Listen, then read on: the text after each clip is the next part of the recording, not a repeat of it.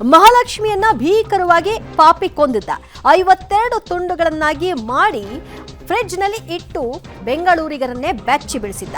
ಸಾಕ್ಷ್ಯ ಸಿಗದಂತೆ ರುಂಡವನ್ನ ಬೇರ್ಪಡಿಸಿದ್ದ ಈ ಕ್ರೂರಿ ಮಹಾಲಕ್ಷ್ಮಿ ಮನೆಯಲ್ಲಿದ್ದ ಫ್ರಿಡ್ಜ್ ಅನ್ನ ಈಗ ಸದ್ಯ FSL ಅಧಿಕಾರಿಗಳ ತಂಡ ತೆಗೆದುಕೊಂಡು ಹೋಗಿದೆ. ಅದನ್ನು ಕೂಡ ತಪಾಸಣೆಗೆ ಒಳಪಡಿಸುತ್ತಾರೆ. ಇದೆಲ್ಲದರ ವರದಿ ಇದೆ, ನೋಡ್ಕೊಂಡು ಬನ್ನಿ.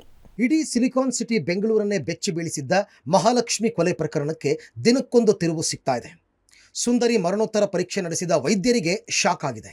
ಯಾಕಂದರೆ ಕಿಲ್ಲರ್ ಮನ ಬಂದಂತೆ ಚುಚ್ಚಿ ಕ್ರೂರವಾಗಿ ಕೊಂದು ಸಾಕ್ಷ್ಯನಾಶ ಮಾಡಿ ಕಾಲ್ಕಿತ್ತಿದ್ದಾನೆ. ಮಹಾಲಕ್ಷ್ಮಿಯ ದೇಹದ ಭಾಗಗಳನ್ನು ಬರೋಬ್ಬರಿ 52 ತುಂಡುಗಳಾಗಿ ಬೇರ್ಪಡಿಸಿ ಫ್ರಿಡ್ಜ್ನಲ್ಲಿಟ್ಟಿದ್ದ ಪಾತಕಿ ಸಣ್ಣ ಸುಳಿವು ಸಿಗದಂತೆ ಬಹಳ ನೀಟಾಗಿ ಕೃತ್ಯ ಎಸಗಿರೋದು ಮರಣೋತ್ತರ ವರದಿಯಲ್ಲಿ ಬಹಿರಂಗಗೊಂಡಿದೆ. ದೇಹದಲ್ಲಿ ವಿಷ ಇದೆಯಾ ಅನ್ನೋ ವರದಿ ಬರೋದಕ್ಕೆ 2-3 ತಿಂಗಳು ಬೇಕಿದ್ದು ವೈಯಾಲಿಕಾವಲ್ ಪೊಲೀಸರಿಗೆ ಮರಣೋತ್ತರ ಪರೀಕ್ಷೆ ವರದಿಯನ್ನು ವೈದ್ಯರು ಕೊಟ್ಟಿದ್ದಾರೆ. ಸದ್ಯ FSL ತಜ್ಞರಿಗೂ ಈ ಪ್ರಕರಣ ಸವಾಲಾಗಿದೆ. ಮಹಾಲಕ್ಷ್ಮಿ ಮನೆಯಲ್ಲಿ ಕೊಲೆಗೆ ಪೂರಕ ಸಾಕ್ಷ್ಯ ಸಿಕ್ಕಿಲ್ಲ. ಫ್ರಿಡ್ಜ್ ಅಕ್ಕಪಕ್ಕ ಬಿಟ್ಟರೆ ಬೇರೆ ಎಲ್ಲಿಯೂ ರಕ್ತದ ಕಲೆ ಇಲ್ಲ. ಹೀಗಾಗಿ ಎವಿಡೆನ್ಸ್ ಕಲೆ ಹಾಕೋದೇ ವಿಧಿವಿಜ್ಞಾನ ತಜ್ಞರಿಗೆ ತಲೆನೋವಾಗಿ ಪರಿಣಮಿಸಿದೆ.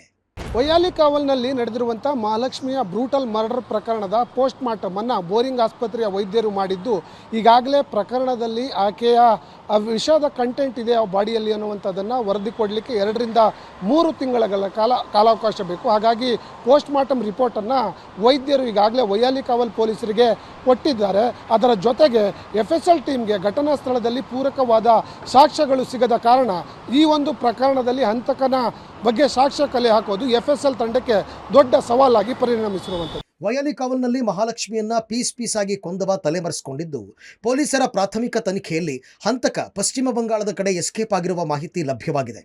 ಹಂತಕನಿಗಾಗಿ ಶೇಷಾದ್ರಿಪುರಂ ಸಬ್ ಡಿವಿಷನ್ ಇನ್ಸ್ಪೆಕ್ಟರ್ ನೇತೃತ್ವದ ತಂಡ ತಲಾಶ್ ನಡೆಸ್ತಾ ಇದ್ದಾರೆ. ಸದ್ಯ ಹಂತಕನ ಶೋಧಕ್ಕಾಗಿ ಪಶ್ಚಿಮ ಬಂಗಾಳದಲ್ಲಿ ಒಂದು ಪೊಲೀಸ್ ತಂಡ ಬೀಡು ಬಿಟ್ಟಿದೆ. ಬೆಂಗಳೂರಿನಲ್ಲೂ ಪೊಲೀಸರು ವಿವಿಧ ಆಯಾಮಗಳಲ್ಲಿ ತನಿಖೆ ನಡೆಸ್ತಾ ಇದ್ದು, CCTV ಪರಿಶೀಲನೆ, ಕುಟುಂಬಸ್ಥರು ಹಾಗೂ ಸ್ನೇಹಿತರನ್ನ ಪೊಲೀಸರು ವಿಚಾರಣೆ ಮಾಡಿ ಮಾಹಿತಿ ಪಡೆಯುತ್ತಿದ್ದಾರೆ.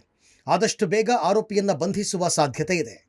ಈಗಾಗಲೇ ಒಂದಿಷ್ಟು ಮಾಹಿತಿಗಳನ್ನ ಕಲೆ ಹಾಕಿದ್ದಾರೆ. ನಾನು ಯಾವುದನ್ನು ಕೂಡ ಈಗ ಹೇಳಕ್ಕೆ ಬರೋದಿಲ್ಲ. ಆದರೆ ಆದಷ್ಟು ಶೀಘ್ರವಾಗಿ ನಾವು ಅವ್ರನ್ನ ಹಿಡಿದಾಕ್ತೀವಿ. ಯಾರಿದ್ದಾರೆ, ಒಬ್ಬರೋ ಇಬ್ಬರೋ ಗೊತ್ತಿಲ್ಲ, ಅದನ್ನು ಹಿಡಿದಾಕ್ತೀವಿ. ವೈಯಾಲಿಕಾವಲ್ನಲ್ಲಿ ಆಗಿರ್ತಕ್ಕಂತಹ ಕೊಲೆ ಪ್ರಕರಣಕ್ಕೆ ಸಂಬಂಧಪಟ್ಟಂತೆ ಈಗಾಗಲೇ ಮಾಡಿರ್ತಕ್ಕಂಥ ವ್ಯಕ್ತಿ ಯಾರು ಅನ್ನೋದರ ಬಗ್ಗೆ ಸ್ಪಷ್ಟವಾಗಿ ಒಂದು ಮಾಹಿತಿ ಸಿಕ್ಕಿದೆ.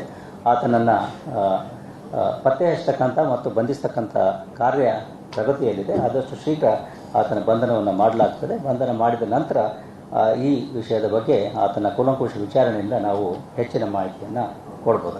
ವೈಯಾಲಿಕಾವಲ್ ಪೊಲೀಸ್ ಠಾಣಾ ವ್ಯಾಪ್ತಿಯಲ್ಲಿ ನಡೆದ ಮಹಾಲಕ್ಷ್ಮಿಯ ಕೊಲೆ ಪ್ರಕರಣ ಸಂಬಂಧ ಪೊಲೀಸರು ತನಿಖೆಯನ್ನು ಚುರುಕುಗೊಳಿಸಿದ್ದಾರೆ.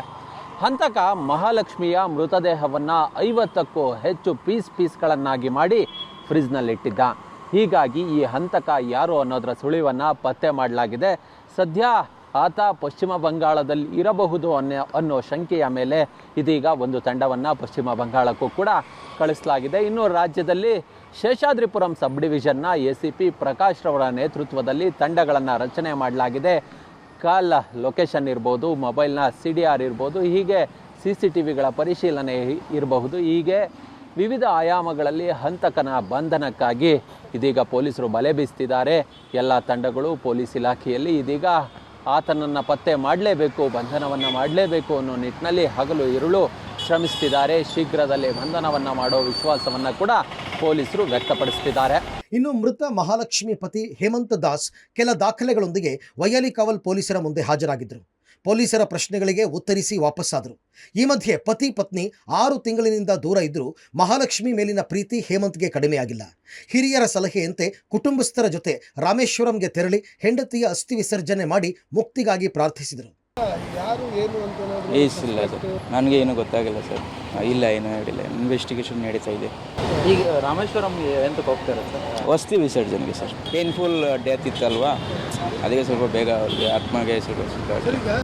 ಮಗಳ ಕೊಲೆಯ ಹಿಂದೆ ಸಲೂನ್ ಬಾಯ್ ಅಶ್ರಫ್ ಇರೋ ಬಗ್ಗೆ ಮಹಾಲಕ್ಷ್ಮಿ ಕುಟುಂಬಸ್ಥರು ಅನುಮಾನ ವ್ಯಕ್ತಪಡಿಸಿದರು.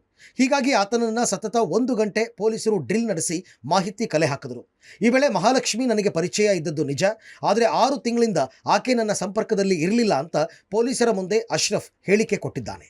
ಕಾವಲ್ನಲ್ಲಿ ನಡೆದಿರುವಂಥ ಮಹಾಲಕ್ಷ್ಮಿಯ ಬ್ರೂಟಲ್ ಮರ್ಡರ್ ಪ್ರಕರಣದ ತನಿಖೆಯನ್ನು ಪೊಲೀಸರು ಚುರುಕುಗೊಳಿಸಿದ್ದು ಈಗಾಗಲೇ ಮರ್ಡರ್ಗೆ ಕಾರಣಕರ್ತರು ಅಂತೇಳಿ ಅನುಮಾನ ವ್ಯಕ್ತಪಡಿಸಿದ್ದಂಥ ಇಬ್ಬರನ್ನು ವಶಕ್ಕೆ ಪಡೆದು ವೈಯಾಲಿ ಕಾವಲ್ ಪೊಲೀಸರು ತನಿಖೆ ಮಾಡಿ ಸ್ಟೇಟ್ಮೆಂಟನ್ನು ಮಾಡಿಕೊಂಡಿರುವಂಥದ್ದು. ಅದರಲ್ಲೂ ಕೂಡ ಪ್ರಮುಖವಾಗಿ ಹೇಮಂತ್ ದಾಸ್ ಅಂದರೆ ಮೃತಳ ಗಂಡ ಆರೋಪ ಮಾಡಿದ್ದಂಥ ಅಶ್ರಾಫ್ನನ್ನು ಕೂಡ ವಿಚಾರಣೆ ಮಾಡಿರುವಂಥ ವೈಯಾಲಿ ಕಾವಲ್ ಪೊಲೀಸರು ಆಕೆ ಜೊತೆ ಸಂಪರ್ಕದಲ್ಲಿ ಇದ್ನ ಅನ್ನುವಂಥದ್ದನ್ನು ಖಾತ್ರಿಪಡಿಸಿಕೊಳ್ಳುವ ಕೆಲಸವನ್ನು ಮಾಡಿರುವಂಥದ್ದು. ಆತನ ವಿಚಾರಣೆ ವೇಳೆ ಅಶ್ರಾಫ್ ಅನ್ನುವಂಥ ವ್ಯಕ್ತಿ ಈಗಾಗಲೇ ಸ್ಪಷ್ಟವಾಗಿ ಪೊಲೀಸರ ತನಿಖೆ ವೇಳೆ ಹೇಳಿದ್ದಾನೆ, ನಾನು ಕಳೆದ 6 ತಿಂಗಳಿಂದ ಆಕೆಯ ಸಂಪರ್ಕ ಕಡಿತಗೊಂಡಿದ್ದೇನೆ, ಅದಕ್ಕೆ ಜೊತೆ ಸಂಪರ್ಕ ಇದ್ದಿದ್ದು ನಿಜ, ಹಾಗಾಗಿ ನನಗೆ ಅವಳಿಗೆ ಯಾವುದೇ ರೀತಿಯ ಸಂಬಂಧ ಕಳೆದ 6 ತಿಂಗಳಿನಿಂದ ಇಲ್ಲ ಅನ್ನುವಂಥ ಸ್ಪಷ್ಟನೆಯನ್ನು ಕೊಟ್ಟಿದ್ದಾನೆ ಅನ್ನುವಂಥ ಮಾಹಿತಿಗಳು ಕೂಡ ಗೊತ್ತಾಗ್ತಿರುವಂಥದ್ದು. ಅದರ ಜೊತೆಗೆ ಅಶ್ರಾಫ್ನ ಕಾಲ್ ಡೀಟೇಲ್ಸ್ಗಳನ್ನು ಮತ್ತು ಕೊಲೆ ಆಗಿರುವಂಥ ಲಕ್ಷ್ಮಿಯ ಕಾಲ್ ಡೀಟೇಲ್ಗಳನ್ನು ಪರಿಶೀಲನೆ ನೋಡಿದಂಥ ಸಂದರ್ಭದಲ್ಲಿ ಕಳೆದ 6 ತಿಂಗಳಿಂದಲೂ ಕೂಡ ಅಶ್ರಾಫ್ ಮತ್ತು ಮಹಾಲಕ್ಷ್ಮಿಯ ಸಂಪರ್ಕ ಇಲ್ಲ ಅನ್ನುವಂಥದ್ದು ಪ್ರಾಥಮಿಕ ತನಿಖೆ ವೇಳೆ ಗೊತ್ತಾಗಿದೆ ಅನ್ನುವಂಥ ಮಾಹಿತಿಗಳು ಈಗ ಲಭ್ಯವಾಗಿರುವಂಥದ್ದು. ಕ್ಯಾಮ್ರಾ ಪರ್ಸನ್ ಮಂಜು ಜೊತೆ ನಾಗೇಶ್, ಪಬ್ಲಿಕ್ ಟಿವಿ, ಬೆಂಗಳೂರು.